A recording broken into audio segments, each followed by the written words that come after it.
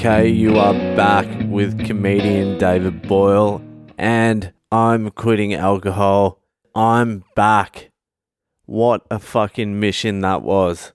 All trips back home are bad after a holiday, but this one was fucking bad.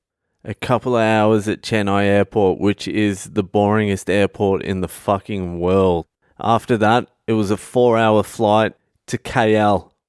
Get into KL, have to go through immigration because the flight we're getting back home is not with the same airline, it's with a different airline.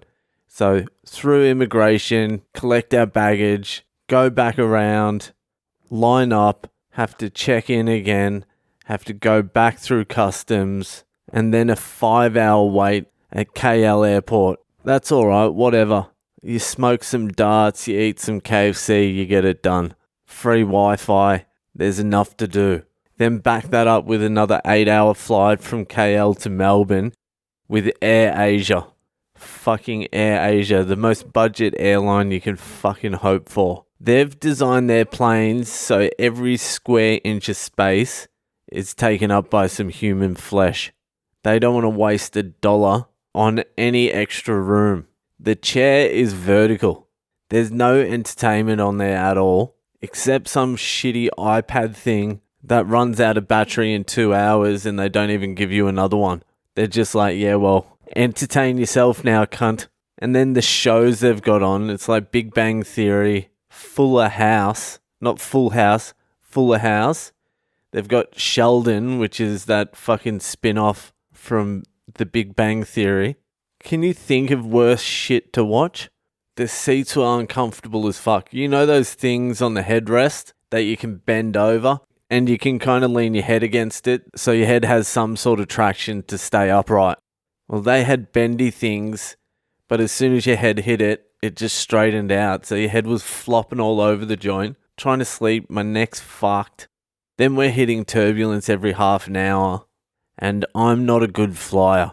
When you see me before a flight and my eyes are closed, and my hands are together in some sort of like praying motion, I'm not just trying to relax before a flight. Don't look at me and go, that guy's chilled out. I'm actually praying. Legitimately praying. This is how my prayer generally goes. Please God, can you please protect this flight and guide it safely all the way from Kuala Lumpur to Melbourne, protecting everyone on board. And if I'm going to tell you the truth, don't let this get back to God. I don't really give a fuck about everyone else on board. I'm just throwing that in for good karma. I try and make the prayer sound like I care more about the other people than myself. Protect everyone on board. Please, God. Everyone. Like I'm selfless. So God's like, well, this guy cares so much about people. I can't let this guy die. This is one of the good guys. And that prayer, I have to say it a minimum 10 times. Please God, please protect this flight and guide it safely all the way from KL to Melbourne, protecting everyone on board. Please God, please protect this flight. Times 10. And that could go up to anywhere like 50 or 60 times. I'll say that. When I'm praying, I always do have in the back of my mind all the times I've broken promises to God. And I'm like, fuck, I hope he doesn't remember a few of those things. I hope he's forgotten a couple of those ones. I just fucking hate flying. One time I was catching a flight via Dubai. I think it was with the Emirates or something like that. But it was full of Muslim people. And I was coming back from South America and my nerves were shot. I'd been doing coke for like 4 months, drinking every day, and I was just a mess. And I get on this flight and the entire flight is just like 9/11 hijackers. I'm like, fucking hell. Of all the days I need to be a hero, today is not the day I want to be a hero. And then I'm trying to calm myself down, just talk to myself, just go, look, you're going to Dubai. Dubai's a Muslim country. Just relax. They're all fine. And then because my nerves were all shot, I started getting paranoid. I started staring at people, and I noticed a few of them were nodding at each other. Like not next to each other, like 4 rows down, someone would lift his head up, nod to some other guy. Then on the other side of the aisle, I'm like, oh fuck, it's going down. It is going down. Then I called the air hostess over. I'm like, can I have a pen?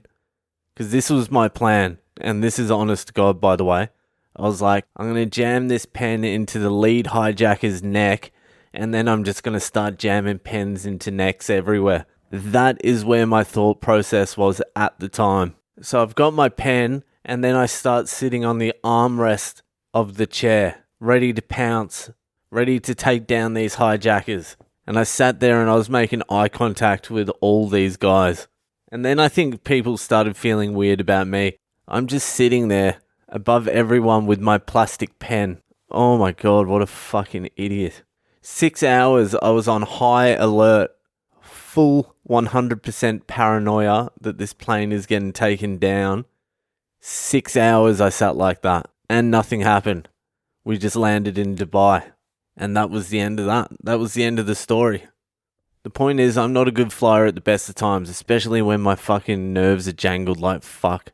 So yeah, we got into Melbourne and then we had to catch a taxi home. $120 fucking taxi home because some fuckwit we know ended up getting drunk and forgot to come get us. I have a memory like an elephant as well, cunt. And so here I am, back at base camp, back in the studio, my couch, and going through some mild depression, which will soon turn into full-blown depression, because as soon as I put my SIM card in my phone, work fucking messaged me saying give us a call as soon as you get back. Anyway, I don't want to think about that just yet. So that's it. That's it for tonight. I'm going to fucking sleep. Do the things. Add me on social media. I'm at Boyle Comedy on Instagram, Facebook, and Twitter. If you are enjoying the podcast, rate, review, subscribe to it. Tell your friends about it. Fucking see ya later.